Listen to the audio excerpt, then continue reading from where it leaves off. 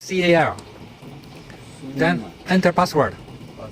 88888868. Okay. Then press enter. Okay. Then press number 1. Okay. Press enter. 0.5. Then press enter. This is the division. You know division. Usually is 0.002. This is the maximum the weight.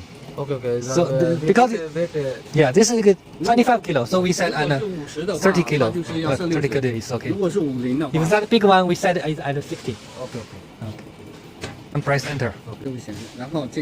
See. Now press number 2. This is we call the zero calibration. And need to change this value or not? No need to change. Okay. You press enter. Okay. This is the left scale. Okay. Right now there's no material. Okay.